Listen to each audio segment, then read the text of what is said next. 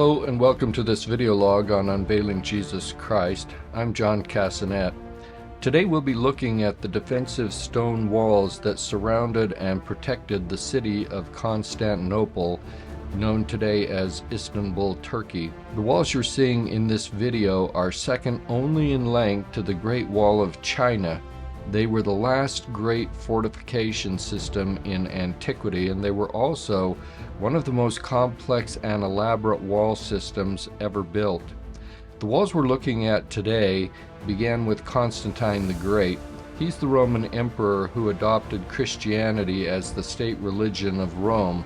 Later, he moved his capital from Rome to Byzantium, later called Constantinople and today known as Istanbul. You know, I'm thinking to myself, all these name changes must drive the letter carriers crazy, but I digress. The walls surrounded the city on all sides, protecting it from attacks from both sea and land.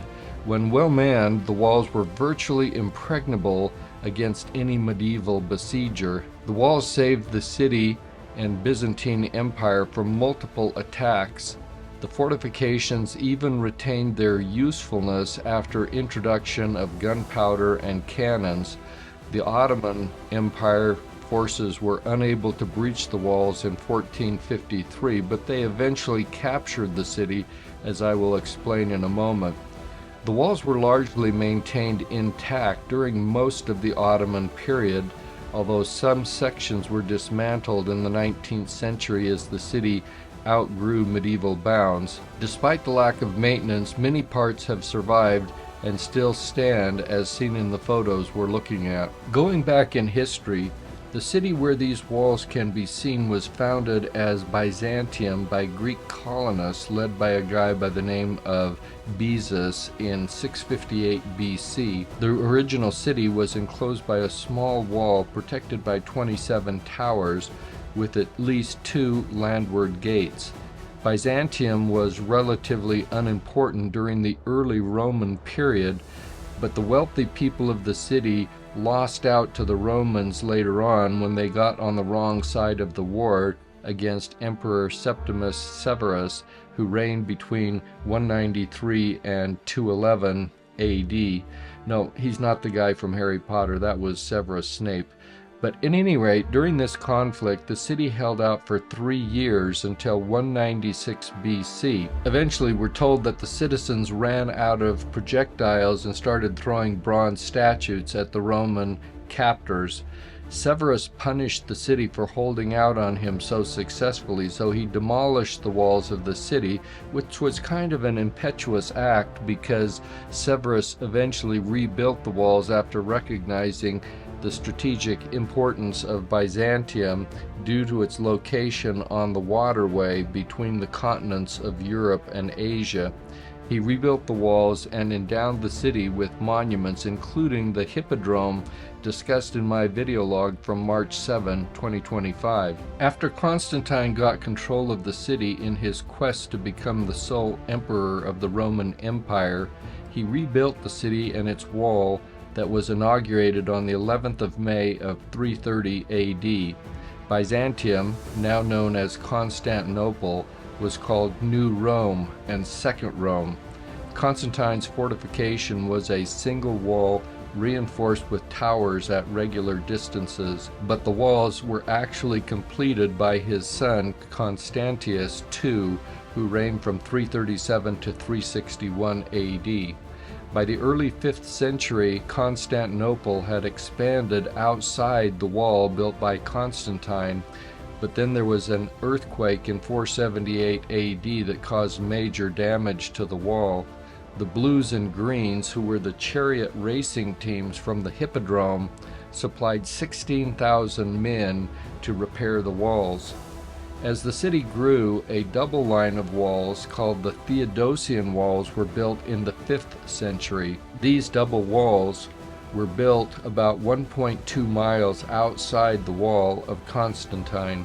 They're called the Theodosian walls because they were erected during the reign of Emperor Theodosius II, who reigned from 402 to 450 AD. The Theodosian walls consist of the main inner wall called the Great Wall separated from the lower outer wall called the small wall by a terrace. The inner wall was strengthened with 96 towers that were about 45 to 60 feet tall and 30 by 36 feet wide. These were placed at irregular distances according to the terrain, but generally at intervals between 60 and 225 feet. The inner wall was a solid structure that was 12 to 18 feet thick and 36 feet tall. The core was filled with mortar made of lime and crushed bricks. The outer wall was 6 feet thick at its base and had a height of 24 to 27 feet. It had towers midway between the inner wall's towers, spaced about 150 to 225 feet. 62 towers of the outer wall still survive today, and they're about 36 to 45 feet tall and about 12 feet wide. There was also a moat about 20 meters or 60 feet outside the outer wall. The moat was 60 feet wide and as much as 30 feet deep. The moat had a 4.5 foot tall wall on the inner side, serving as the first line of defense. There were transverse walls that crossed the moat that were tapered towards the top so that they couldn't be used as bridges. There are pipes that have been discovered used for filling the moat and the dams dividing the moat, but there's little direct evidence that the moat was ever actually flooded. The Theodosian walls are called the most monumental and successful fortifications of late antiquity. Some say they were the most successful and influential city walls ever built. The city and its emperors survived and thrived behind these walls for more than a turbulent millennium, and they remained effective into the 15th century. During the 1422 siege of the city, the Ottomans could not breach the walls with cannons.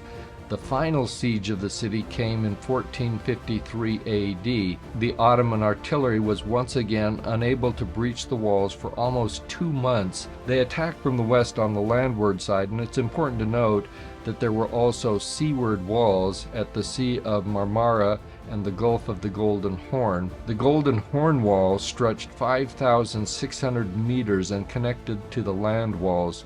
Most of the seawall was demolished in the 1870s during the construction of a railway. This wall was about 30 feet tall and had 14 gates and 110 towers. The sea defenses were enhanced by a chain stretched across the entrance to the Golden Horn at various times. When the Turks attacked in 1453, there was a chain across the Golden Horn at that time supported by floating barrels. Also, along the Marmara coast, the defenses were helped by strong currents. All of these sea defenses made a sea attack upon Constantinople almost impossible, and the city faced very few naval threats. Ultimately, the city fell on the 29th of May, 1453, after 7 weeks of siege, but the city didn't fall because the fortifications failed.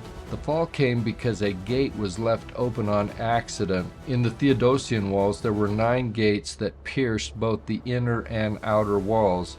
There were public gates and also military gates which alternated over the course of the walls. One historian states that on the 29th of May of 1453, the day the city fell to the Ottoman Turks, a small gate called the Kerkoporta was left open by accident, and this allowed the first 50-plus Ottoman troops to enter the city. They raised their banner atop the inner wall and opened fire on the Greek defenders below them. Panic spread, which began the rout of the defenders, leading to the fall of the city. Many of the sections of the Theodosian walls were restored during the 1980s, and the grounds in some areas are really beautiful. So if you're short on time, a drive around the walls is well worth it. Thanks for coming along for the ride today. I'll see you again in another video log in a week or so for some more sightseeing in Istanbul.